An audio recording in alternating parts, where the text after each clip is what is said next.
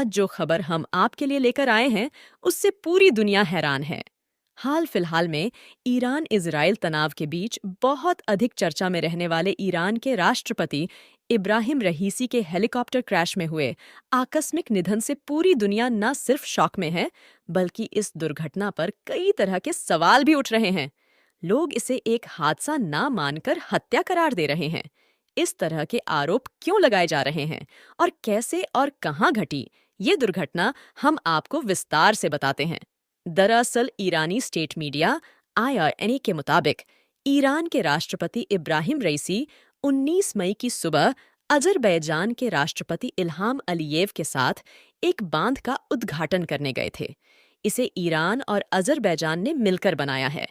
किचकलासी और खोदाफरिन बांध से इस हेलीकॉप्टर ने रविवार को तब्रेज शहर के लिए उड़ान भरी थी। रईसी इसी बांध का उद्घाटन करने रविवार को ईरान अजरबैजान के बॉर्डर पर गए थे। लौटते समय उनके हेलीकॉप्टर में विदेश मंत्री हुसैन, पूर्वी अजरबैजान प्रांत के गवर्नर मलिक रहमती, तब्रिज के इमाम मोहम्मद अली अलेहा शेम सवार थे। वहीं हेलीकॉप्टर के पायलट और को पायलट के साथ crew chief, head on security और बॉडीगार्ड समेत 9 लोग मौजूद थे। अजरबैजान से लौटते समय उनका हेलीकॉप्टर रविवार 19 मई शाम करीब 7 बजे लापता हो गया था। बाद में इस हेलीकॉप्टर के क्रैश होने की खबर सामने आई थी। हादसा तबरेज शहर से 50 किलोमीटर दूर वर्जेकान शहर के पास हुआ। हेलीकॉप्टर क्रैश होने की वजह के बारे में अब तक पता नहीं चल पाया है, लेकिन एयर ट्रांसपोर्ट की सुरक्षा के मामले में ईरान का रिकॉर्ड खराब रहा है। हादसे में हेलीकॉप्टर में सवार सभी 9 लोग मारे गए। ईरान की सरकारी न्यूज एजेंसी IRNA ने सोमवार सुबह यह जानकारी दी। खराब मौसम के कारण बचाव कर्मियों को हादसे की जगह पर जाने में घंटों की मशक्कत करनी पड़ी। आधिकारिक सूत्रों के हिसाब से जहां हादसे का संभावित कारण बारिश और कोहरे वाले खराब मौसम को बताया जा रहा है, वहीं सोशल मीडिया पर कुछ लोग इसे ईरान के दुश्मन देश इजरायल की साजिश बता रहे हैं। और यह शक इसलिए भी किया जा रहा है क्योंकि हाल में ईरान ने इजरायल पर मिसाइल और ड्रोन से हमला कर दिया था, जिसके बाद दोनों देशों में युद्ध स्तर का तनाव पैदा हो गया था। इसके अलावा हमास और गाजा के साथ इजरायल के तनाव में ईरान खुलकर हमास और गाजा का समर्थन कर रहा था और दोनों देश एक दूसरे पर हवाई हमले करने का दावा कर रहे थे। हादसे को साजिश करार देने वाले लोग सवाल पूछ रहे हैं कि राष्ट्रपति के काफिले में 3 हेलीकॉप्टर थे, तो ऐसा कैसे हुआ कि 2 हेलीकॉप्टर सही सलामत आ गए और राष्ट्रपति का ही हेलीकॉप्टर हादसे का शिकार हो गया। इस बीच कॉन्स्पिरेसी थ्योरी को लेकर इजरायल का बयान भी आया है। न्यूज एजेंसी रॉयटर्स से बातचीत में एक सीनियर इजरायली अधिकारी ने साफ कहा कि इस हादसे में हमारी कोई भूमिका नहीं है।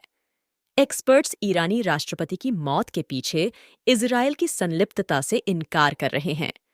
उनका कहना है कि ईरान के राष्ट्रपति को मारने का मतलब सीधे जंग का ऐलान करना है।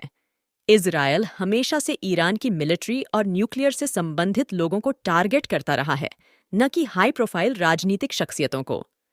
टाइम मैगजीन ने अपनी रिपोर्ट में कहा है कि हेलीकॉप्टर जिस जगह क्रैश हुआ, उस जगह को लेकर भी सवाल उठाए जा रहे हैं। रिपोर्ट में लिखा गया, रईसी का हेलीकॉप्टर अजरबैजान देश के साथ लगती सीमा के पास पहाड़ी जंगल में क्रैश हुआ। ईरान के जितने भी पड़ोसी हैं, उनमें से अजरबैजान के साथ उसकी सबसे कम करीबी है, क्योंकि अजरबैजान के इजरायल के साथ भी संबंध हैं। अजरबैजान का मोसाद इजरायल की खुफिया एजेंसी के साथ सहयोग करने का भी इतिहास रहा है। अमेरिका के सीनेटर शूमर ने रईसी की मौत के पीछे किसी साजिश इनकार किया है। उन्होंने कहा है कि अमेरिकी खुफिया एजेंसियों को फिलहाल कोई ऐसा सबूत नहीं मिला है जिसके आधार पर इसे साजिश कहा जा सके। NBC न्यूज के मुताबिक एक प्रेस कॉन्फ्रेंस में शूमर ने कहा कि उत्तर पश्चिम ईरान में जहां हादसा हुआ, वहां का मौसम बेहद खराब था, जिस वजह से यह हादसा लग रहा है।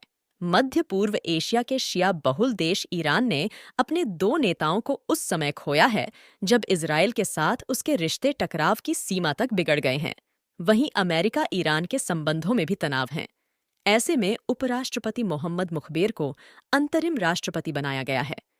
ईरान के सर्वोच्च धार्मिक नेता आयतुल्लाह खामेनेई ने राष्ट्रपति रईसी की मौत पर देश में 5 दिन के राजकीय शोक का ऐलान किया है।